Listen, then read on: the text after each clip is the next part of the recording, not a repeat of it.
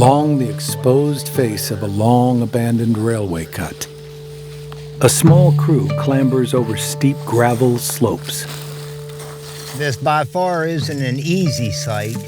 The rhythmic clank of metal against stone, forming a steady soundtrack as they begin their search for ancient treasures. You got a lot of stuff in there. Fossils. This is what they call basically a bedding plane, where all the animals settled to the ocean floor. Some 400 million years ago, this now solid shale was a fine-grained silt deposited at the bottom of a shallow sea. Trent Spielman has been hunting this history since childhood.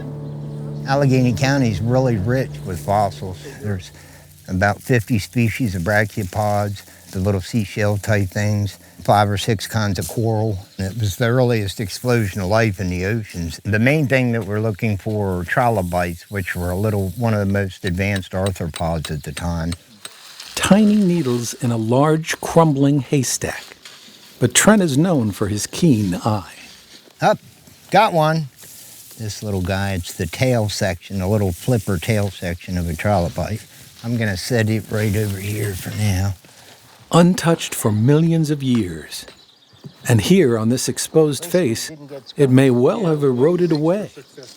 But for the determination of these primordial pickers, members of the Natural History Society of Maryland. A lot of the times if you find good fossils, they'll be sort of on these flat plains, and so I've probably dug through a couple 100 pounds of rock, and I have found this one about 1-inch fossil.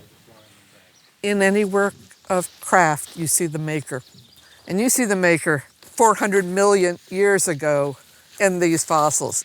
You want to know what happened in the world? You want to know the history of the world? This is it.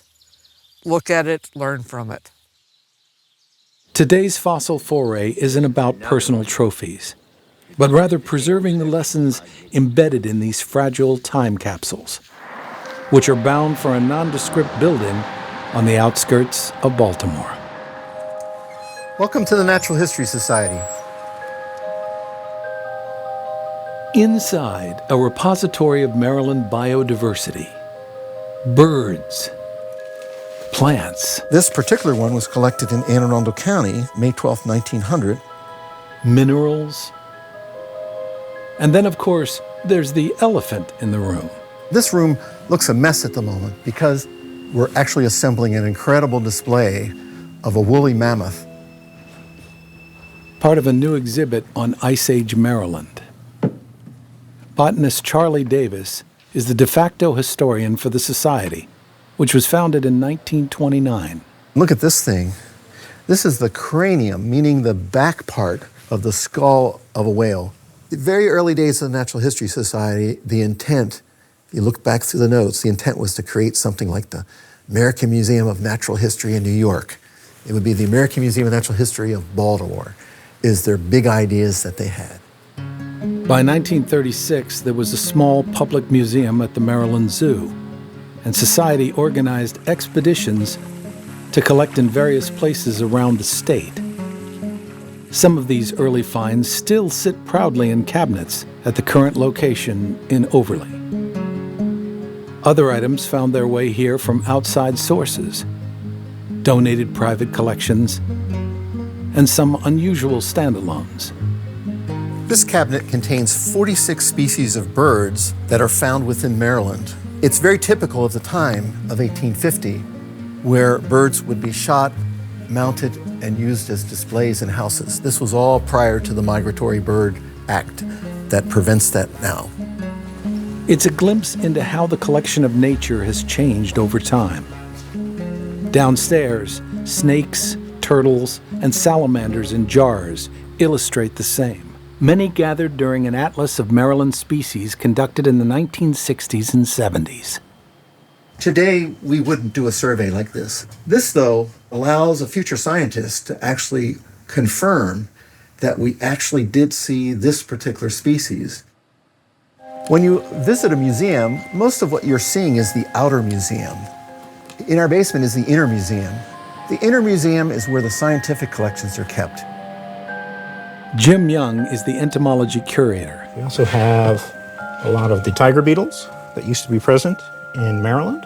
very restricted in their distribution now. overseeing a collection of more than 20,000 insects. I think entomology is interesting largely because of the diversity. It's 2/3 of the life on the planet, wrapped up in these tiny little things that fit in the drawers nicely, and you can study them and they preserve very well. Most specimens carefully pinned and labeled with precisely when and where they were collected. Mr. Bryant was an avid collector in his own porch light. The only downside is he only collected at his house, so he only ever put a date on it. So when we go to incorporate this into the collection, we actually have to make a complete set of labels with his address on it. Data that enables researchers to track how distributions have changed over time. So this is the Regal Flitterary. This used to be somewhat common in our area. It's a large, very attractive butterfly. Today, it's considered locally extinct. They are completely gone. We can go through the collection and databasing and capturing all of that label data, where they were found and what dates, so we can start connecting the dots. Hopefully that'll tell us a little bit more of the story of what happened and how quickly they left the area. These timestamps could also help scientists monitor the spread of invasives like this yellow underwing moth. And similar info could help predict the ecological impacts of climate change. But each insect, each fossil, each mammoth bone here is much more than just a data point. All these items in the building represent an individual's interest and curiosity about something that they saw in nature. Part of the Society's larger mission involves spreading that curiosity to a new generation. At each table, you have a bin that contains 18 fossils. Please take them out, okay? We want you to be able to take a closer look at them. Each winter, science resource teachers Matt Buttinger These fossils have shown us that you had this ancient ocean. and Joe Davis lead a mobile fossil program for Baltimore County 8th graders with a little help from the Natural History Society. Somehow they got my name. I'm not even sure how that happened. And they donated literally hundreds and hundreds of fossils that we then organized into kits so that the kids could actually really pick up and hold specimens that are millions of years old and really just kind of bring some of that to life. Today, they're at Dumbarton Middle School. We bring stereo microscopes. We have digital scopes they can hook up to their laptops. They can take digital pictures. Wow, it's kind of look like a unicorn horn. The kids appreciate learning about Maryland.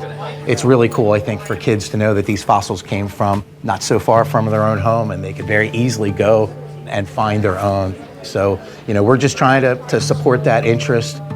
An interest that will hopefully evolve into something much stronger. Part of the effort is cultivating love. And that may seem like an odd thing to say, but fundamentally that's the bottom line of why we're here. Because people won't take care of anything they don't know, and they won't take care of anything they don't really love. And so what we really encourage people to think about is the fact that the true Outer Museum is their own backyard.